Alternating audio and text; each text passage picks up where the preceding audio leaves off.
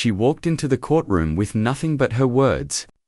The judge laughed, thinking she was just another naive young woman. But when she spoke, everything changed. And what happened next left the entire room frozen in disbelief. The courtroom was cold, both in temperature and atmosphere. The Honorable Judge Thomas Harrison, a man in his late 50s with salt and pepper hair and a stern, unmoving face, looked down at the case file in front of him. His glasses sat low on his nose, and he adjusted them as if the world had no time for anything but rules and order. The air was thick with the scent of formality. Lawyers in sharp suits whispered between themselves. The jury members' eyes glazed with boredom, and the plaintiffs, a family caught in a bitter legal dispute, looked nervously at each other. But at the front of the room, Jasmine Williams, a young black woman in her early 20s, stood confidently at the witness stand. She was dressed simply, a dark dress, her natural hair tucked neatly under a headscarf. She was a woman who didn't demand attention, but who carried it with grace when the room finally saw her. The judge glanced at her and sneered. "Ms. Williams," he began, his voice dripping with the usual formality, "you've stated that you speak—" What was it? 9 languages. A slight smirk tugged at his lips. "And I'm to believe this is relevant to the case at hand." Jasmine's face remained neutral. She had been in situations like this before. She knew that in a room full of strangers, the only thing you could control was how you presented yourself. "Yes, Your Honor," she said calmly, her voice steady and clear. "I speak 9 languages, and I believe that my multilingual skills are relevant to this case." The judge snorted softly. "I see. Well, I'll be the judge of that. Please, continue. Explain to us why a talent like yours is so critical in this case." Jasmine didn't flinch. She took a deep breath, her chest rising slightly, and began. "My ability to speak 9 languages, including French, Mandarin, and Arabic, allows me to connect with diverse communities, to bridge gaps in communication where others fail. But that's not why it's relevant here." She paused. "It's relevant because language isn't just about words. It's about understanding, compassion, and context. In my case, those skills have allowed me to advocate for people who, like me, are often ignored, overlooked, or misunderstood." A ripple of surprise spread through the courtroom. The judge raised an eyebrow, clearly unprepared for such a direct response. He leaned forward, adjusting his glasses. "Advocate, you say? Ms. Williams, you're hardly the advocate you claim to be." The audience was silent now, sensing the tension. Jasmine's calm presence contrasted sharply with the judge's dismissive tone. She wasn't fazed, though. Her voice grew stronger as she spoke again. "Your Honor," she said, her gaze steady, "I know what it's like to be overlooked because of the color of my skin, to be written off because people think they know me without ever really hearing my voice." Her words lingered in the room. The judge shifted uncomfortably in his seat, clearly not accustomed to being confronted like this. The gallery too was beginning to stir. Jasmine continued, "I wasn't raised with privilege. I was raised by a single mother, and I saw firsthand how hard she worked to ensure I had the opportunities others didn't. I've had to fight for everything I've achieved. I didn't just learn languages because I was gifted. I learned them because I had to survive, to thrive, to make sure that I, too, would be heard." The judge's expression faltered for a moment. The arrogance that had marked his face began to waver. Jasmine was speaking from a place of truth, and it unsettled him. But he quickly regained composure. "Well, Ms. Williams," he said, his voice now tinged with something unfamiliar, perhaps a sliver of humility, or at least resignation. "You seem to have quite the story. But I still fail to see how this changes the matter at hand." Jasmine smiled slightly. "It changes everything, Your Honor. Because I know firsthand that language can be a barrier. It can be a weapon or a bridge. It can divide or unite, and in this case, what I've learned from my experiences, my struggles, my mother's struggles, is this: communication is power. Understanding is power, and I don't need to stand here and justify my abilities to anyone." The judge's face remained impassive, but his grip on his gavel tightened. He didn't like being spoken to like this.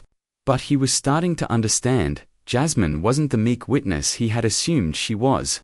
She was a force. The room was still. The energy had shifted, like the calm before a storm. The tension was palpable.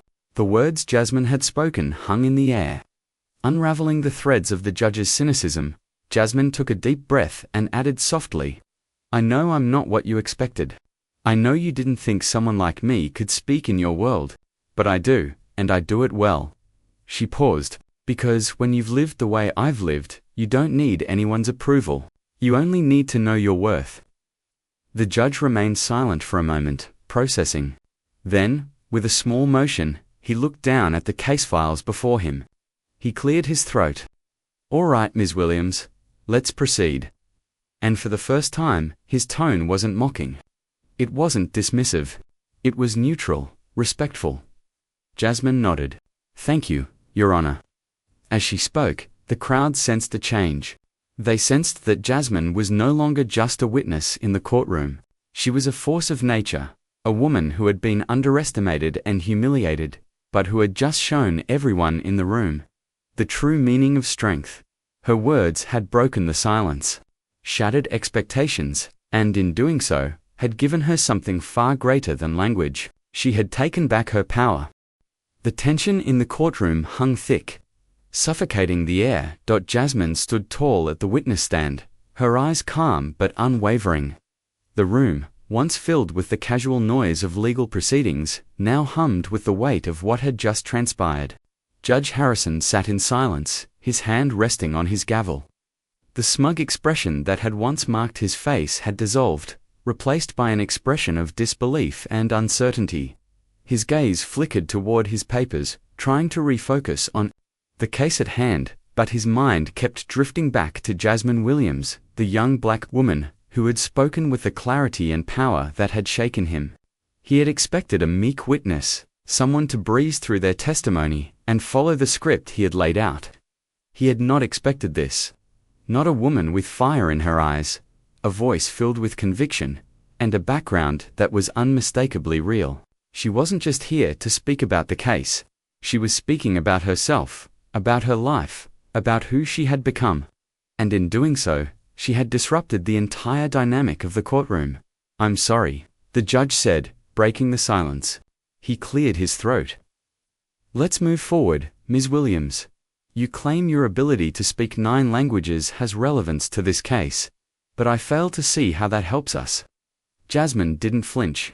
"Your Honor," she began again, her voice steady, "I'm not just here to talk about languages. I'm here to talk about connection. About how words can either divide or bring us closer." The judge's brow furrowed slightly. "Connection, you say? This is a courtroom, Ms. Williams, not a speech about philosophy." Jasmine smiled faintly. "You're right, Your Honor. This isn't about philosophy. It's about understanding. When you speak the same language as someone, when you can understand the nuances of their words, you're no longer strangers, you're equals." The room shifted. The other lawyers, who had been too focused on their notes to pay much attention to Jasmine before, now leaned in, caught off guard by the depth of her words. The jury, which had been unmoved until now, suddenly seemed more interested. The judge's face reddened slightly. He didn't like being challenged, especially by someone who wasn't even supposed to be part of the elite circle that ran the court. Who did she think she was? But he couldn't dismiss her words. He felt the truth in them. "Ms. Williams." The judge began again, this time with more restraint in his voice. "I've heard many testimonies in my years, but I've never heard one quite like yours." Jasmine met his gaze, unflinching. "That's because you've never heard a woman like me, Your Honor." For the briefest moment, there was silence in the room. The tension hung in the air, so thick that even the murmurs of the crowd seemed to fade away. Suddenly, the courtroom door swung open, and the prosecutor, a middle-aged white man in a navy blue suit, stood at the doorway. "Your Honor," he called, "perhaps we can get back to the case at hand." Jasmine turned her head slightly toward him, but she didn't break eye contact with the judge. Her voice was calm, but the undercurrent of determination was clear. "Your Honor, the case isn't just about the facts. It's about the people behind those facts. The prosecutor stepped into the room, trying to regain control. Ms. Williams, I understand your point, but we're here to discuss the evidence, not your personal beliefs. Jasmine didn't look at him as she spoke. My personal beliefs are my truth, sir, and that truth is what makes me who I am. If I don't speak from that truth, then I wouldn't be speaking at all. The room was now charged with an energy that wasn't there before. The prosecutor opened his mouth to respond, but stopped. It wasn't just the words that had affected him. It was the way Jasmine said them. Her certainty, her composure, her command of the room. It wasn't the usual power move. She didn't raise her voice. She didn't demand attention. Instead, she simply stood there, quiet but unwavering. The calm in her presence seemed to have pulled the energy of the room in her direction. For the next few minutes, the trial continued, but the rhythm had changed. The judge shifted uncomfortably in his seat, and every question he asked Jasmine seemed to come with a new hesitation. The prosecutor began to stutter his arguments, as though his confidence had been shaken. The rest of the room, too, seemed less certain. For the first time, Jasmine felt the power in her words. She wasn't just defending herself in this case. She was defending something far more important: her humanity, her voice, and the right to be heard with the same respect as anyone else in that room. After a long, quiet pause, the judge cleared his throat, a low rumble that echoed in the stillness. Ms. Williams, you've certainly given us all something to think about. Jasmine nodded, her posture still composed, but now with an air of quiet triumph. Thank you, Your Honor. The judge adjusted his glasses again, his tone softer now. You've made your case. I'll take your words into consideration as we proceed. As Jasmine stepped down from the witness stand, the room felt different. The crowd didn't look at her with pity or curiosity anymore. Now, they looked at her with something else: respect. She had done more than answer questions. She had changed the game. The prosecutor made a quiet remark to the defense attorney, but it was almost inaudible. His words didn't matter anymore.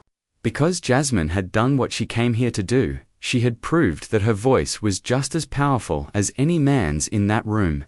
No matter what language they spoke, as she sat back down, her heart still racing but her mind calm, she knew the fight wasn't over. There would be more challenges ahead, more battles to face, but she had won this one, and she would win the next one. The room had changed. The air was different now, less rigid, less sure of itself. Jasmine's voice still echoed in the space, but it wasn't just her words. It was the weight behind them, the quiet power she carried. She wasn't just answering questions, she was challenging everything around her. The judge, Judge Harrison, sat at his bench, his glasses perched low on his nose. His stern face had softened, just a little. He looked down at the case file in front of him, then back up at Jasmine. His jaw was set in concentration. Had he underestimated her? Jasmine wasn't just a witness in his courtroom. She had become a force of nature.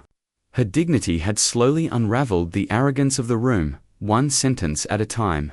Now, the judge felt it. The gravity of her presence. The prosecutor shuffled his papers, trying to regain control of the situation. Your Honor, we can't simply entertain philosophical ideas. We're here to deal with the facts. Jasmine's calm gaze never left him. What are facts, sir, if not interpretations of truth? And what is truth if we cannot communicate it clearly?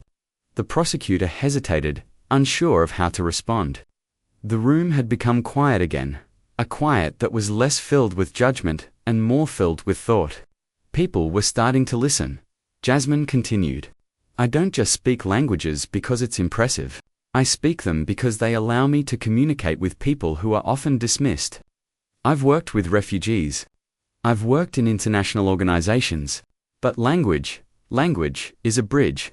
It's not about the words, it's about the understanding between them. The prosecutor looked at the judge, trying to regain his footing, but Judge Harrison didn't respond. He simply stared at Jasmine, his mouth tight, his brow furrowed. He was listening. Jasmine glanced toward the jury. They had been silent for most of the trial, but now their attention was fixed on her. Their eyes weren't cold anymore. They were curious. She had captured their attention in a way the prosecution never had. "I understand what you're asking." "Your Honor," she said, her voice still steady, but now infused with something sharper, more purposeful. "You want proof. You want evidence. But let me tell you something. What's in front of you, right now, is evidence of who I am. A woman who learned to communicate when the world said she was invisible." She let that sink in. The room was dead silent. Every eye was on her, not because they had to listen, but because, for the first time, they were choosing to. The judge shifted in his seat. "Ms. Williams," he began, his tone quieter now, a hint of respect in his voice. "I'm not sure I understand what you're implying." Jasmine took a small step forward, leaning slightly into the microphone. She wasn't rushing, but her presence filled the room. "What I'm implying, Your Honor, is that I'm not just a statistic. I'm not just a woman standing here because you think you're supposed to listen to me. I'm here because I have something to say." The judge cleared his throat, his fingers tightening around the edge of his gavel. "And what exactly is that?"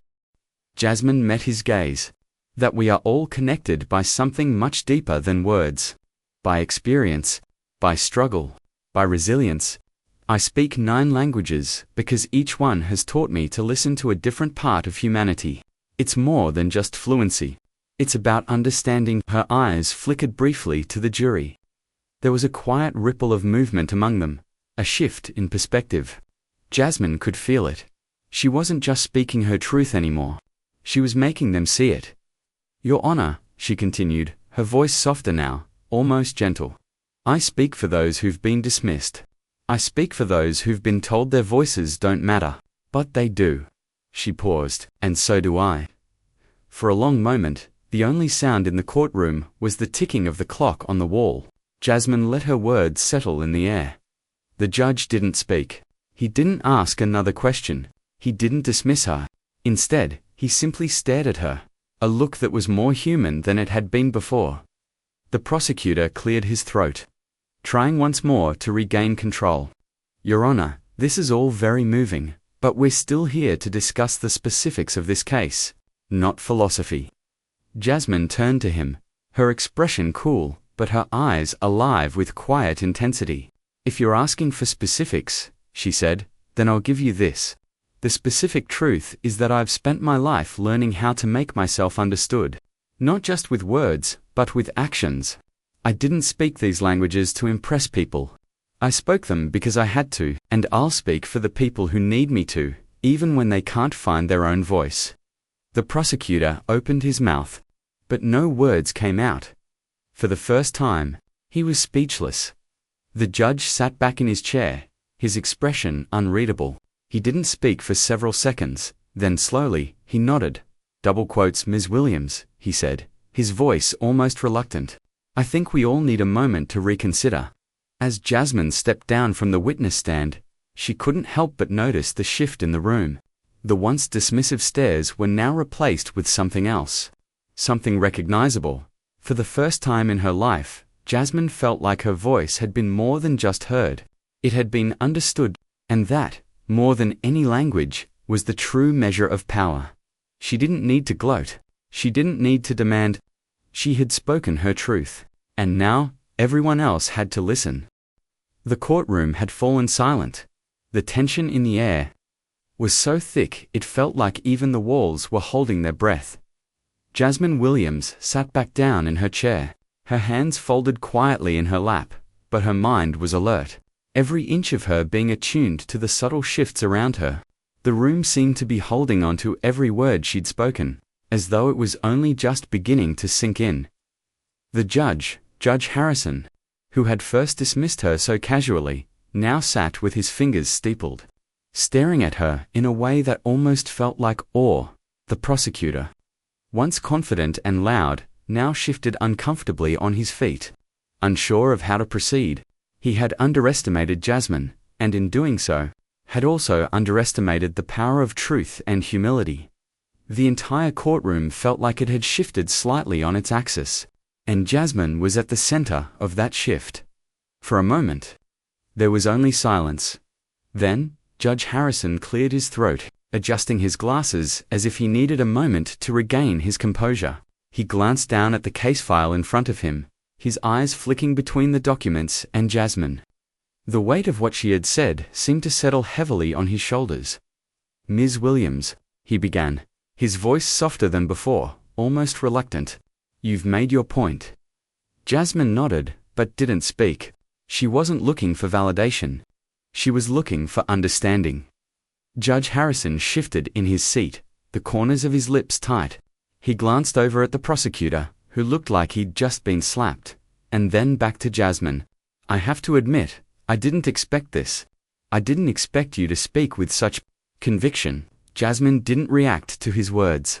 Instead, she simply met his gaze, unblinking. She had already made her point. It wasn't up to her anymore. "I didn't just come here to speak words, Your Honor," she said, her voice steady and clear. "I came here to show you that words have power, and when used right, they can change the direction of everything." Her words hung in the air, thick with meaning. They weren't just about the case at hand anymore. They were about something much bigger, something beyond this courtroom. The judge stared at her for a long moment, his eyes softening. It was as though her words had cracked through something he didn't even realize was there. His facade of superiority, of control, began to falter. "I've spent my life as a judge," he muttered, almost to himself. "I've seen cases come and go, facts and figures stacked against one another, but you're right. I didn't hear you. I didn't even listen." The silence in the courtroom stretched. Jasmine's calm presence filled the space, and for the first time in the trial, it wasn't just her words that commanded attention, it was the weight of them, the truth they carried. The prosecutor stirred, clearing his throat. He had been silent for too long, but his discomfort was evident. He wasn't used to being on the back foot. "Your Honor, I still think we're getting off track here. This is a legal proceeding, not a discussion about philosophy." Jasmine turned to him, her expression calm, but her eyes sharp. "This isn't philosophy, sir. This is real. This is what it's like for people to be dismissed, to be underestimated, to be denied their worth just because they don't speak the language you understand." The prosecutor shifted uneasily in his seat. "I don't," Jasmine's voice cut him off, soft but cutting. "You don't have to understand me, but you do have to listen." The room shifted again. The jury, who had been mostly quiet up to this point, were now paying attention, not just to Jasmine's words, but to her steadiness, her calm under fire. They had watched, as she had been belittled, mocked, treated as if her voice didn't matter. And now they saw the truth in her. Her strength, her resilience, her dignity. And somehow, it wasn't just Jasmine's voice that was being heard. It was the collective voice of everyone who had ever been overlooked, misunderstood, or told they didn't belong. The judge cleared his throat again. "Ms. Williams," he said slowly, as if testing the words before he let them leave his mouth. "I won't pretend that I fully understand what you've been through, but I do understand that you're not just here to speak about your languages. You're here to speak about something much larger, about respect and value, and asterisk, how we see each other in this world." Jasmine nodded, but she didn't speak. She let the judge find his own way to the truth. And when he did, it wasn't just his respect that shifted, it was everyone else's. The prosecutor looked at the judge, a mixture of confusion and frustration on his face. He had come into this trial believing it was all about the case, the facts, the legal arguments, but now, it felt like something more, something he wasn't prepared for. Judge Harrison took a deep breath, his voice steady as he addressed the room. "I believe we've heard enough from Ms. Williams." There was a pause, and the silence in the courtroom felt almost reverent. The judge leaned forward slightly. "I have no choice but to take this into consideration." And for the first time in the trial, the room seemed to shift in her favor. The shift wasn't just about Jasmine. It was about everyone who had ever been dismissed, ignored, or underestimated. And in that moment, it felt like the courtroom had come to understand something deep and universal. Jasmine stood quietly, her back straight, the weight of the moment settling on her shoulders. She had done what she set out to do. She had made her voice heard. Not just in the courtroom, but in the world. And in that moment, Jasmine knew that the world was listening. As she left the stand, the audience, the judge, the jury, the prosecutor, all seemed to hold their breath.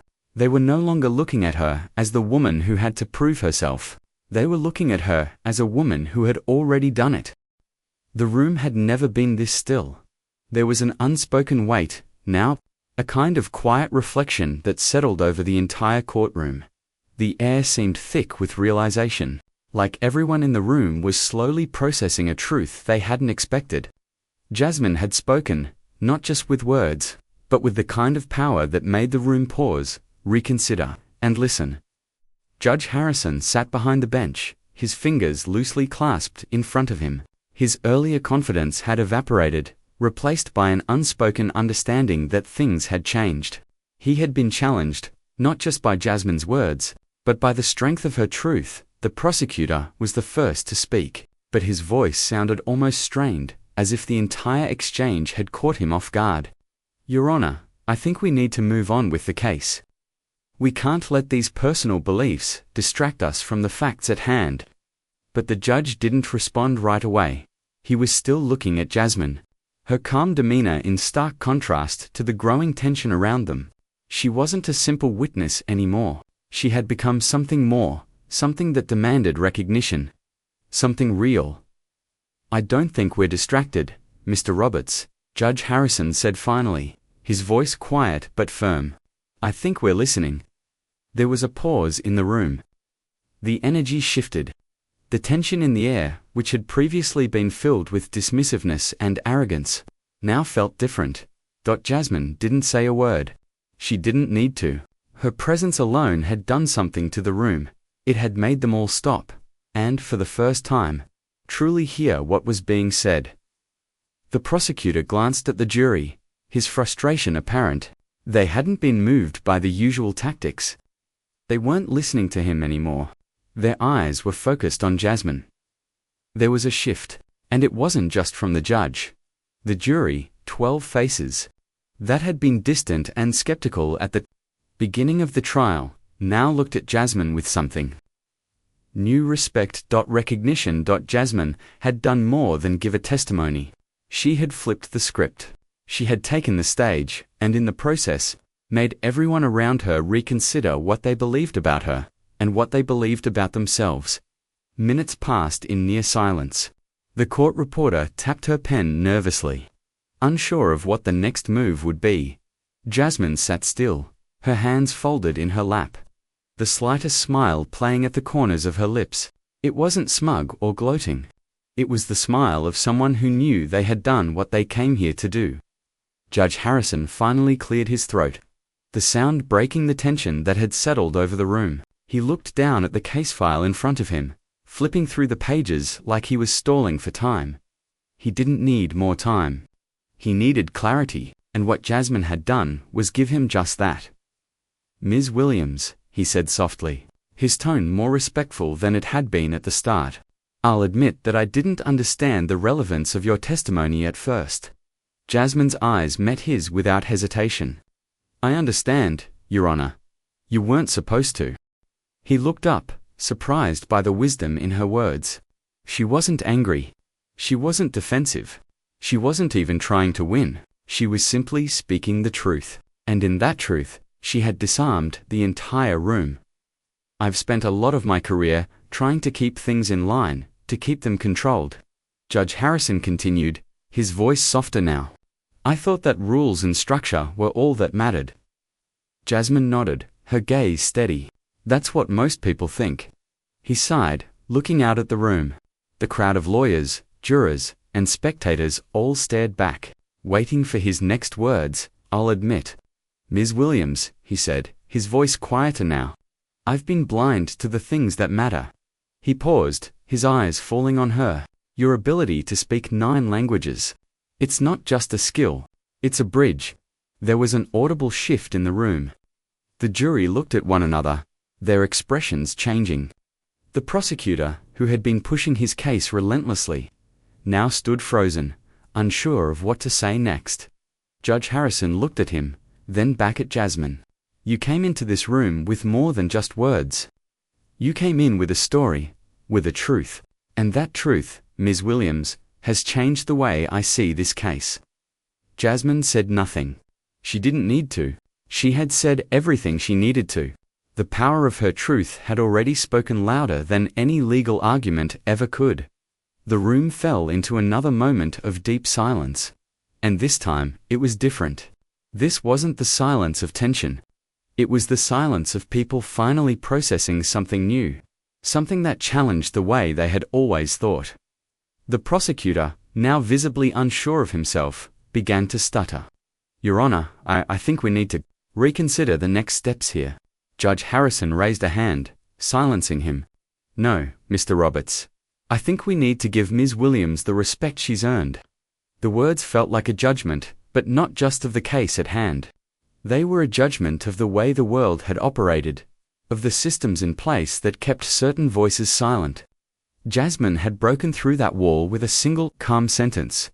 As the trial continued, it was clear that the shift had already occurred. The arguments, once so sharp and cold, now seemed empty. The focus of the courtroom had shifted from facts and figures to something more intangible: respect, dignity, and truth. Jasmine knew there was still work to be done. The case wasn't over, but she had already won. Not just in this room, but in every place that had ever underestimated her, every place that had ever told her to keep her voice down.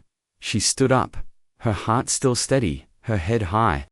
As she walked down from the witness stand, the audience parted before her, and for the first time in her life, she knew she wasn't invisible, she was seen, and the judge, the prosecutor, and everyone else in that room finally understood there was no greater power than the one that comes from being heard.